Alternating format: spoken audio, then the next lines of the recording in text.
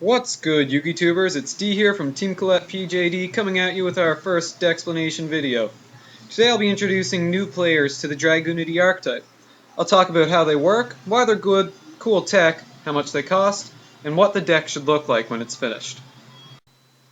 The deck itself is based around getting your tiny dragon tuners into the graveyard so you can summon them with your winged beast tamers.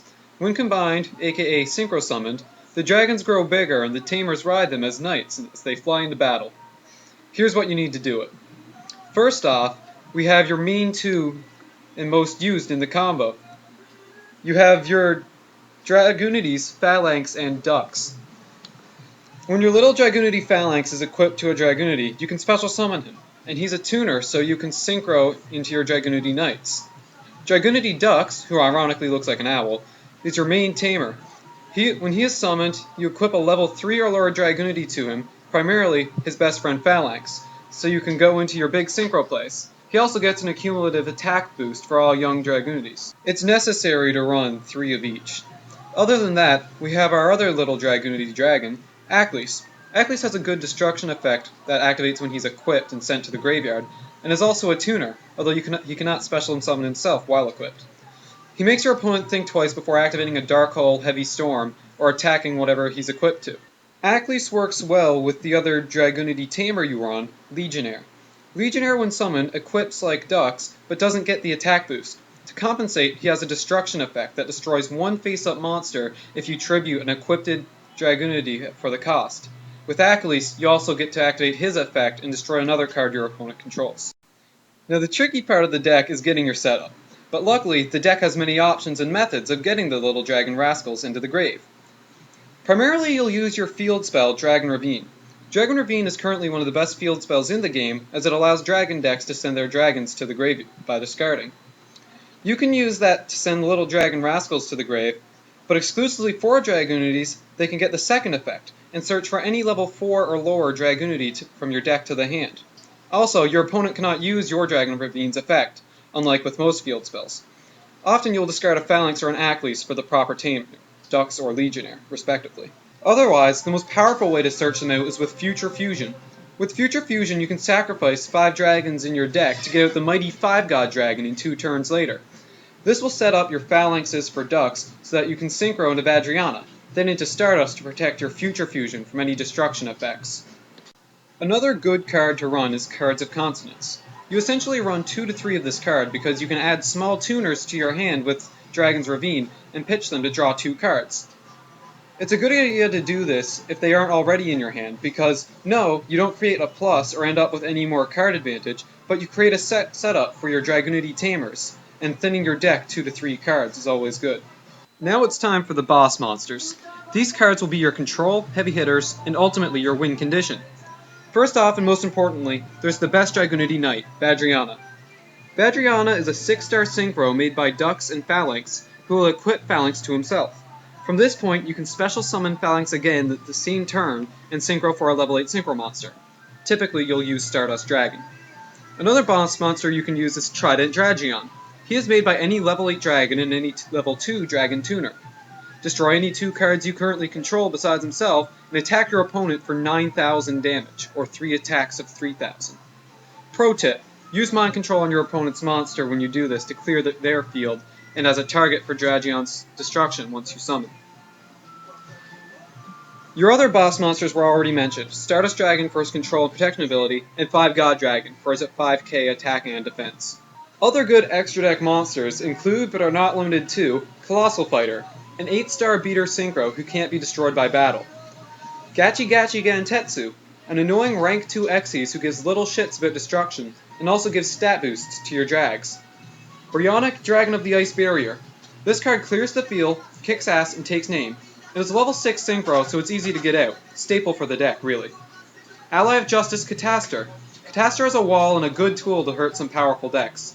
It's level 5, so you can use him with Legionnaire and Phalanx. Scrat Dragon. A good level 8 synchro to control the field and get rid of your opponent's pesky cards. Also usable with mind control. Now for some other fun main deck cards you can use. Dragunity Riders Mistleton and Leviathan. Mistleton is a free 2100 beater if you don't dump the Dragunities in your hand. He makes for an instant Stardust Dragon with Phalanx and is another dragon target in the deck for future fusion. Leviathan is a conditional 2600 meter with a nasty effect when combined with Light and Darkness Dragon. Look up Lad Loop Dragunities on Wikia for the more on the loop. He can also equip Phalanx and enter an instant Trident Dragion, which is always fun and destructive.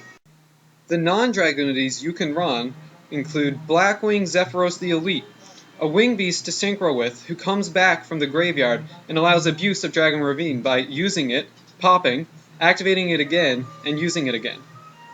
There's also Blackwing Gale the Whirlwind, essentially a free 2600 beater wing beast and a level 3 tuner, adding diversity to your synchro engine. There's also Morphing Jar, a fast card to regain hand advantage and sometimes wreck your opponent's setup. He's capable of setting up plays for yourself as well, and makes any bad hand good.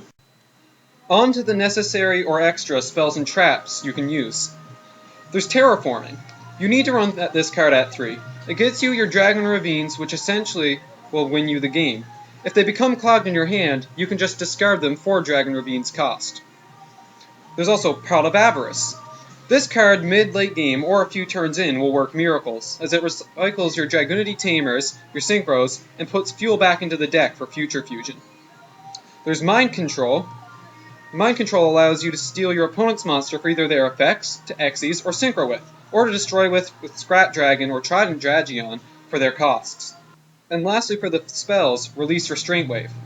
When your Dragunity Dragons are equipped, they technically count as equipped spells in the spell and trap card zone. When this card, you can tribute the tuner, more fun with Ackley's Destruction also, to wipe out all of your opponent's back row. It's like a legal Harpy's Feather Duster, or your second Heavy Storm. The two traps that I recommend for the deck are Icarus Attack. You tribute a face-up or face-down wing beast to pop 2 cards your opponent controls.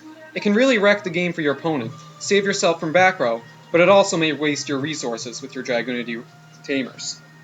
There's also Safe Zone to consider. A balanced card to protect your monsters or wreck your opponent's monsters, Spirit Reapers, or anything else, really. It will at least cripple their monsters as long as you time it properly. It's primarily used to keep Stardust, Catastrophe, Embryonic, etc. safe, but it's abusable with Zephyros and Mystical Space Typhoon. So this is what your deck should look like. Also note, you should never forget the staples when building a deck. So the deck altogether should cost around $130 to $250, depending on your extra deck. It's a very easy deck to use and start with, and very fun to play with, although it may seem a bit autoplay at first. It isn't for super competitive players, as it isn't meta. I myself use this deck constantly with friends and at locals, and I do fairly well with it. Once you get used to the regular build, perhaps you may want to experiment with a variation of the deck, such as Dragunity Assault Lord, Simorg Drags, or Light and Darkness Dragon Loop with Leviathan. And that's all I have to say about Dragunities. So give me your thoughts on the deck, give me your thoughts on the video, and please rate, comment, and subscribe. This is D from TeamCollettePJD, signing out.